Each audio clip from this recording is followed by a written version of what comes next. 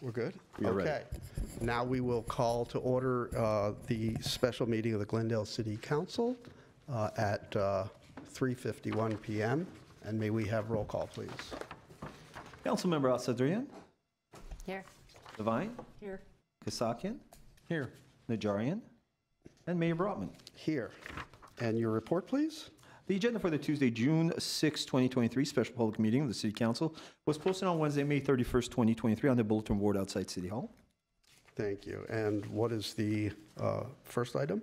Item number 1, Information Technology Department regarding the Wireless Strategic Plan and Phase 1 of the Wireless Services Expansion. A, motion to approve the Wireless Strategic Plan and authorize proceeding with Phase 1 of the Wireless Service Expansion implementation. B, resolution of appropriation of $110,000. Thank you. And this is a very exciting development. Mr. Galanian? Yes, Mayor Brotman, Mayor City Council. This has been in the works for a while and indeed is an exciting milestone when our IT staff and the consultant collaborated to develop a wireless strategic plan to provide access to broadband services in the city-owned parks and facilities. And the plan was also a phased approach for the expansion of the city's wireless network, and with phase 1 focusing on the installation of Wi-Fi access at 6 locations in the city.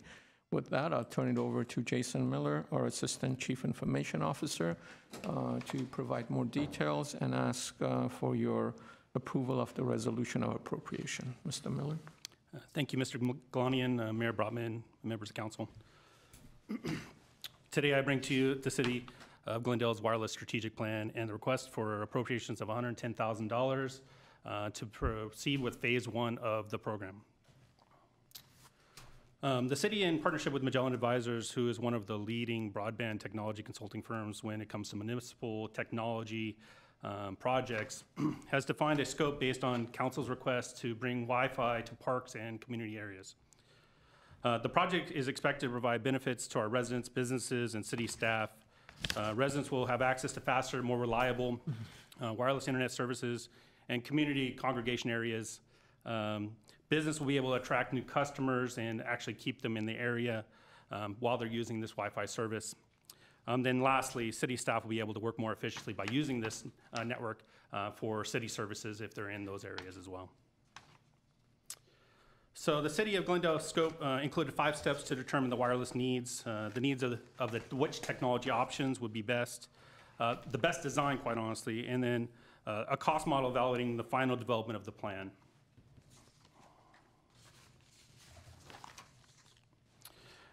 The City of Glendale is facing a growing demand of wireless internet access. This is due to increasing use of mobile devices such as smartphones and tablets, as well as the growing population of online services such as streaming video and online education. The city's current wireless network is limited to not meeting those needs. We surveyed the city departments and identified the current issues in the short and long-term plans and new programs in the community spaces to build out the best solution for the city. Choosing the right technology depends on these needs and requirements. The fastest and most reliable internet service and the greatest request is fiber. Fiber internet is one of the main requests from all people at home and in business. However, the high associated capital cost investing in that technology does not always, it's slower to implement. In some cases, we will need cable internet and cellular internet as a relatively low cost initial input for connectivity. However, that technology is somewhat slow in some cases and capacity is not available. Finally, in the area where those type of internet services are not good, we wanted to leverage a product called CBRS, Citizens-Based Radio System. All these technologies were assessed and determined that the city would have to use all of them in order to provide services to the areas where we would like to go. ITD is proposing an estimated $1.06 million project to expand and improve the wireless network. The project would add 78 new access points throughout the city, and it would upgrade the network infrastructure to support those access points. This estimate does not include major construction like electrical, concrete, or poles to be installed. The total cost of the wireless network expansion is an estimate of the technology equipment, the maintenance, and basic implementation. ITD is requesting the funding for the project in the budget process and corresponding years to when we're going to do that work. Phase 1 is the extension or expansion. Will focus on priority sites with existing connectivity to our city's fiber optic network. In this phase, we will add 10 new access points to the key locations, such as Brand Park, Civic Auditorium, Civic Center, which is the campus here, Pacific Park, Spar Heights, and then the Arstock Avenue. Fortunately, one half of the Arstock Avenue does currently have fiber, the other half does not, so you'll see that in the second phase. In this phase will expand the focus on sites with adjacency to the top 20 census tracts with limited to no access to high-speed broadband services. We have identified 54 new access points in the densely populated neighborhoods. Since these sites are not equipped with city fiber, we will leverage commercial internet providers, establish site connectivity. This phase of the project will begin in budget year 24-25. Expansion of the phase 3 will focus on sites with where fiber optic connectivity isn't cost effective or has a long implementation time. It is recommended the city implement the citizen-based radio service to establish wireless backhaul networks for providing connectivity to the Wi-Fi expansion sites. Oops, sorry. This option will enable the city to reduce the monthly operating costs by using CBRS network and not subscribing to commercial services. And then finally, phase 4. In this phase, we allow the city to migrate commercial and city-provided CBRS network connectivity expansion sites in conjunction with the implementation of the new fiber optic network provided by GWP. However, in phase 4, this dependency on GWP's fiber and delivery of the fiber service in the areas needed in relationship to the wireless strategic plan. In some of these locations, that might be extended the duration of time before we actually get the fiber there. All of these new technologies and the need to provide excellent public service, the plan recommends an additional staff and self-service technology portal. The staff will be responsible for supporting the new technology responsibilities, while the portal will provide the community assistance when challenging times with the wireless environment. And lastly, this concludes my presentation. I'm happy to answer any questions. Thank you. Any questions? Comments? Excuse me. Questions or comments? Just comments. If I, Councilmember yeah. Devine? Thank you very much, Jason. My question to you, I'm glad that you're doing this in the parks, and I really want to thank, we don't usually do this, but Caro Vanessian approached me a couple years ago when I was first elected, and he said, why don't we have Wi-Fi in the parks? We go to the parks and we don't have Wi-Fi. And I brought that to council, and here we are. I never thought I would have anything to do with technology, Wi-Fi, or anything else. So this is amazing me. But I'm really happy with the program. I'm happy with the plan. I'm glad that we're concentrating on South Glendale. I know that we have a lot of students down there that need Wi-Fi. Even, we were mentioning the briefing, well, students need this, but so do our older residents that go to the park. I know that some of them want to use Wi-Fi and their apparatus or technology there. Let me ask you this, and I ask you as just a kind of a broad question. What does that mean for me?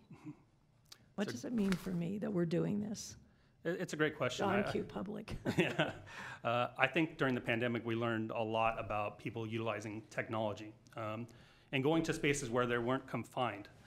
Bringing the technology into the parks is one example of that. But I think also bringing it into community buildings where folks can be near the library and don't have to be inside the library and actually leverage some of the technology. Some might say in the commercial corridors where we don't have access great, or cellular service doesn't work as great as it should. This will also add another benefit of, hey, cell sucks. I'm going to connect my Wi-Fi and start using the city service. So I think there's an opportunity for everyone to use it. And that's why I think it's important, not only just for the residents of this community, but also for business, where they are trying to attract folks to come in and utilize the system. So I think it's a great solution. I've seen it implemented in multiple cities around us, and they're all very happy with the implementations. Thank you, Mr. Miller. Thank you for your presentation. Any other comments? Yeah, well, Councilmember Kasakian. first of all, I think this is great. We need to have broadband Wi-Fi access throughout our city, especially in the densest parts. You know, I know that Councilmember Devine had brought this up in terms of parks. I had brought it up in terms of our densest neighborhoods, particularly during the pandemic when we saw people at home shut off from the rest of the world and overly reliant on internet access to connect with people, especially Zoom and other means of communication. And I think I referenced this in our briefing, that one photo of the kids doing their homework outside of a fast food restaurant, because a lot of these places do provide Wi-Fi access, is the reason why I think it's important for us to have this.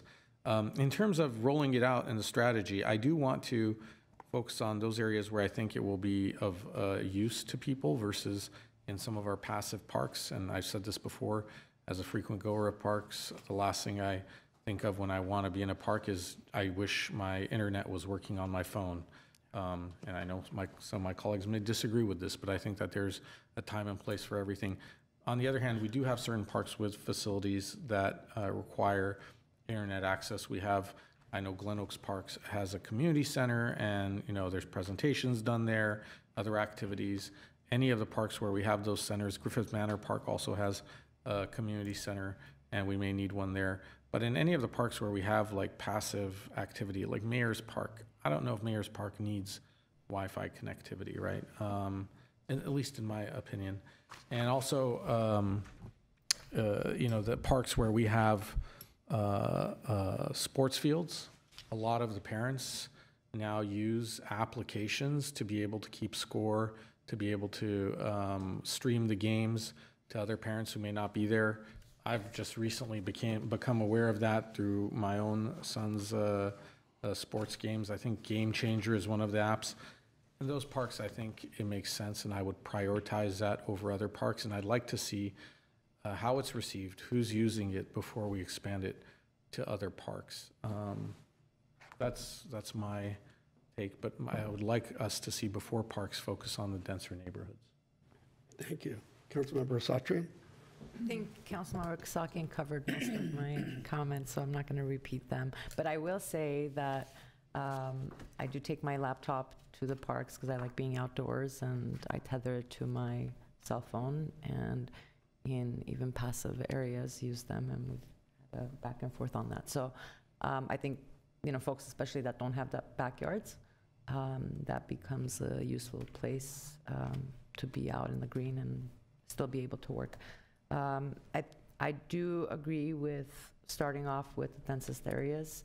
And, I know your phase 2 noted that you're going off of the federal poverty. I don't know, City Manager Galanian, maybe this is something for you as well, but I've raised this in the past with other items that have come up, with that being the bar. I don't know how we start the process of talking about our own bar locally, because, what's acceptable as like poverty level on the federal level doesn't really match up with what we were experiencing locally, right? So I think I said this during the last meeting, one of the reports that came out, people making $100,000 in LA is like making $40,000 elsewhere, right? And so as we're putting together these studies or we're working through programs, I want to make sure that we're taking into consideration our own local inflations and costs versus just the federal level guidelines. I'm very excited for this. Great work. Yeah, and I also want to say I'm excited we're doing this. I like the way you've laid out the phases. It all makes a lot of sense to me. I think the only thing that, as I was reading the report, I kind of worried about a little bit is the support model, because I think you said in there that we're not really right now planning on anything other than kind of passive online informational type support. But when we start getting into the mini parks and areas, especially where we're going to have elderly, we're going to have to think about how do we get people, more direct help so that they can, figure out how to use this stuff. But I guess that's, anyway, something we can consider down the road. Is that right? Could you comment on that a little? Sure, yeah, I think it's critical to the support. So as we expand out this environment, you hit it on the nail on the head is, this is newer technology, and we're adding a whole bunch more of it. So therefore, we're gonna need some folks internally to support just the technology aspects of that. However, it's, when we start adding more services for the public to consume, we need to make it simple, and there's always gonna be challenges. It could be something relating to the Wi-Fi, or it could be something related to the device they're using.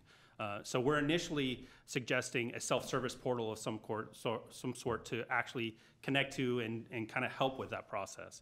But we could definitely evaluate if we want to put some kind of, someone they can call in front of this. We haven't considered that in this plan, but we could certainly bring that back in the year when we decide to move on to the bigger deployment, which could be starting next fiscal year, or the year after that. Okay, I guess we can see how it goes, but I think there's a good chance we're going to need to do hand-holding and, because we want people to be able to use what we're putting out there. But other than that, I think it's great, so I support it, and thank you for it. I'd like to move. Thank you. I'll second it, and I'll second that, Councilmember Devine, and I do want to add that I do think that we need to put time limitations on how long people are using it, just so we don't have, again, folks camping out and just, using that and taking away the ability, just like we would any other park facility, right? Whether it's a whole picnic area or whatever, you reserve it, you use it for a reasonable amount of time so other people can use it as well. We don't want folks just permanently camping out and using the Wi-Fi only there. So we can put that, and I think you said that there is ways to limit that. So with that, I've seconded it. Thank you, Mayor. Thank you. So we'll have a roll call, please. Councilmember Asadarian, Yes. Devine, Yes. Kasakian, Yes. Najarian, and Mayor Brotman. Yes. What is next, please? Adjournment? So moved. Seconded. Second. Okay, we're adjourned at 4:08 PM. Thank you.